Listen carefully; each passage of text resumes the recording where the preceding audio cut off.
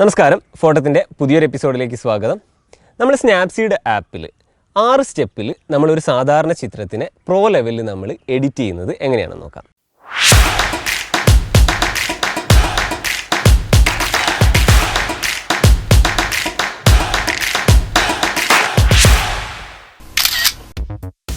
നമുക്ക് ആദ്യം ചിത്രത്തെ സ്നാപ്സീഡിൽ ഓപ്പൺ ചെയ്യാം.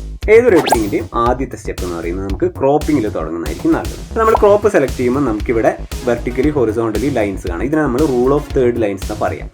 റൂൾ ഓഫ് തേർഡ് പറയുന്നത് എന്താണെന്ന് വെച്ച് കഴിഞ്ഞാൽ 2 വെർട്ടിക്കൽ ലൈനും 2 ഹൊറിസോണ്ടൽ ലൈനും വെച്ചിട്ട് നമ്മളൊരു ചിത്രത്തിനെ സ്പ്ലിറ്റ് ചെയ്യുകയാണെങ്കിൽ ഈ ലൈനുകളിലോ അല്ലെങ്കിൽ ഈ ലൈനുകൾ കൂടിച്ചേരുന്ന സ്ഥലത്തോ നമ്മൾ പ്രധാനപ്പെട്ട സബ്ജക്റ്റിനെ വെക്കുകയാണെങ്കിൽ ആ ചിത്രം കൂടുതൽ പവർഫുൾ ആവുന്നതാണ്. അപ്പോൾ നമ്മൾ ഈ ചിത്രത്തിനെ നമ്മൾ ക്രോപ്പ് ചെയ്യുന്ന സമയത്ത് നമുക്ക് നമ്മുടെ മെയിൻ സബ്ജക്റ്റിനെ ഈ താഴത്തെ റൂൾ ഓഫ് തേർഡ് പോയിന്റിൽ നമുക്ക് കമ്പോസ് ചെയ്ത് നോക്കാം. ഇനി എഡിറ്റിങ്ങിൻ്റെ അടുത്ത സ്റ്റെപ്പ് എന്ന് പറഞ്ഞാൽ നമ്മൾ ഈ ചിത്രത്തിലെ ലൈറ്റിനെ നമുക്ക് അഡ്ജസ്റ്റ് ചെയ്യണം. ഇപ്പം നമ്മൾ നോക്കുകയാണെങ്കിൽ നമ്മുടെ ചിത്രത്തിലെ ഫോർഗ്രൗണ്ടിലുള്ള ആ അതിലൊക്കെ ഡീറ്റെയിൽസ് നമുക്ക് അത്ര വിസിബിൾ അല്ല. അപ്പോൾ നമ്മൾ ഒരിക്കലും എഡിറ്റ് ചെയ്യുമ്പോൾ ഡയറക്റ്റ് ബ്രൈറ്റ്നസ് കൂട്ടണമെന്നില്ല. നമുക്ക് വേണ്ടതായിട്ടുള്ള സ്ഥലങ്ങളിലുള്ള ലൈറ്റ് അഡ്ജസ്റ്റ് ചെയ്താൽ മതി. അപ്പോൾ നമുക്ക് ഫോർഗ്രൗണ്ടിൽ കുറച്ചുകൂടെ വെളിച്ചം വേണമെന്നുള്ളതുകൊണ്ട് നമുക്ക് ഷാഡോസ് പൊക്കി വയ്ക്കാം. അപ്പോൾ ഷാഡോസ് കൂട്ടുന്നതിനനുസരിച്ച് കാണാം നമ്മുടെ മതിലൊക്കെ ഉള്ള ഡീറ്റെയിൽസും നമ്മുടെ സബ്ജക്റ്റിലുള്ള ഡീറ്റെയിൽസും നമുക്ക് കുറച്ചുകൂടെ വിസിബിൾ ആവുന്നത് കാണാം. അതുപോലെ തന്നെ നമുക്ക് കുറച്ചുകൂടെ വെളിച്ചത്തിന് ഒരു ആംബിയൻസ് ലൈറ്റ് നമുക്ക് ഒരല്പം കൂട്ടാം. ഒരല്പം കോൺട്രാസ്റ്റ് ആഡ് ചെയ്തു. അപ്പം ഇത്രയും മതി.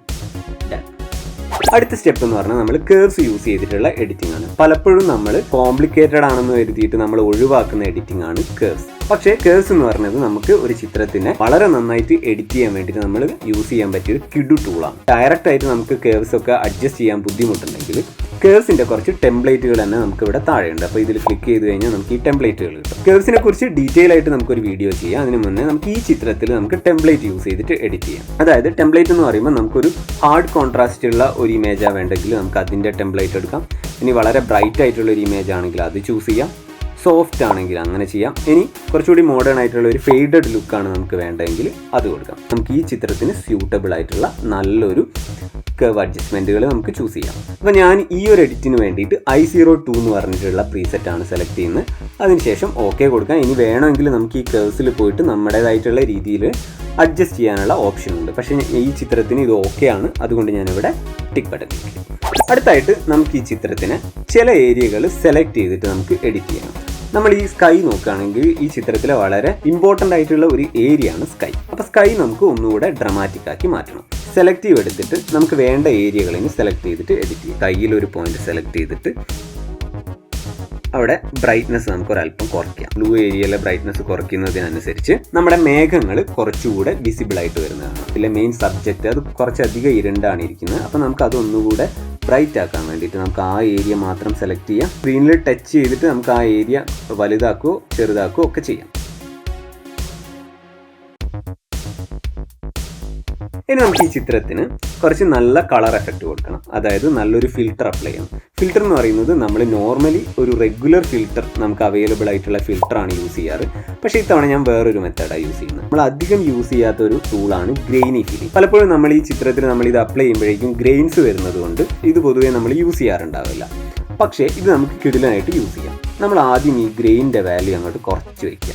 അപ്പോൾ നമ്മൾ ഗ്രെയിൻ്റെ വാല്യൂ 0 ആക്കി വെച്ച് കഴിഞ്ഞാൽ നമുക്ക് ആ ഫിൽറ്റർ അടിപൊളിയായിട്ട് യൂസ് ചെയ്യാൻ പറ്റും. ഈ ഫിൽറ്റേഴ്സ് നമുക്ക് മാറി മാറി അപ്ലൈ ചെയ്ത് നോക്കാം. ഇതിന് ഏറ്റവും സ്യൂട്ടബിൾ ആയിട്ടുള്ള ഒരു ഫിൽറ്റർ ഏതാണെന്ന് നോക്കാം. ഇപ്പോൾ നമ്മൾ നോക്കുകയാണെങ്കിൽ നല്ല ഇൻട്രസ്റ്റിംഗ് ആയിട്ടുള്ള കിടു ഫിൽറ്റേഴ്സ് നമുക്കിവിടെ കാണാം.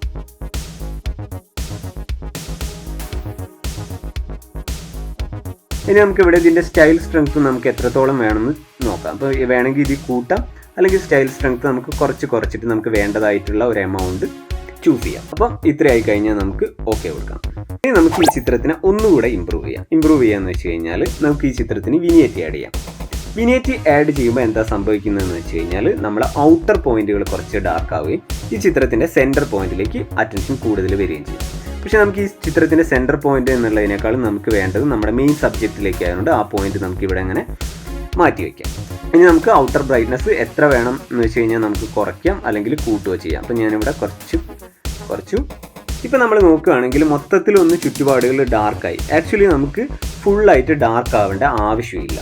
നമുക്ക് കയ്യിൽ മാത്രം ആ ഒരു ഡാർക്ക് എഫക്റ്റും താഴെയൊക്കെ ലൈറ്റ് ഉള്ളത് തന്നെയാണ് നല്ലത്.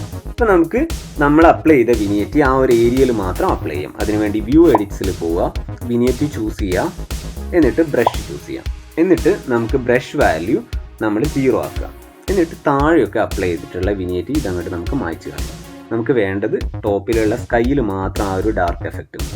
അപ്പോൾ ഇത്രയും ചെയ്ത് കഴിയുമ്പോഴേക്ക് തന്നെ നമ്മുടെ ചിത്രം നല്ല അടിപൊളിയായിട്ട് മാറിയിട്ടുണ്ട്. ഇനി നമുക്കിവിടെ ടിക്ക് ബട്ടൺ ക്ലിക്ക് ചെയ്യാം. ഓക്കെ, ഇനി നമുക്ക് എന്തെങ്കിലും അഡ്ജസ്റ്റ്മെൻറ്റുകൾ കൂടെ ചെയ്യണമെന്നുണ്ടെങ്കിൽ വീണ്ടും നമുക്ക് മറ്റു ടൂളുകളിലേക്കൊക്കെ തിരിച്ചു പോകാം. വേണമെങ്കിൽ നമുക്ക് ഇതിലുള്ള ലൈറ്റ് അഡ്ജസ്റ്റ്മെൻറ്റുകൾ ഒന്നുകൂടി ഇമ്പ്രൂവ് ചെയ്യണമെന്ന് തോന്നുവാണെങ്കിൽ നമുക്ക് അതിലോട്ട് വരാം. ഞാനിവിടെ ഷാഡോസ് കുറച്ചുകൂടി ഒന്ന് പൊക്കി വെക്കുകയാണ്, ഫോർഗ്രൗണ്ടിൽ കുറച്ചുകൂടെ വെളിച്ചം വരാൻ വേണ്ടിയിട്ട്. ഇപ്പോൾ നമ്മുടെ ഒറിജിനൽ ഇമേജുമായിട്ട് കമ്പയർ ചെയ്യുമ്പോൾ നമ്മുടെ ചിത്രം ഇപ്പോൾ ഒരു വേറെ ലെവലായിട്ട് മാറിയിട്ടില്ലേ. അപ്പോൾ അത്രയേ ഉള്ളൂ. വളരെ സിമ്പിൾ സ്റ്റെപ്സിൽ കൂടെ തന്നെ സ്നാപ്സീഡിൽ നമുക്ക് കിടു എഡിറ്റിങ്ങുകൾ ചെയ്യാൻ പറ്റും.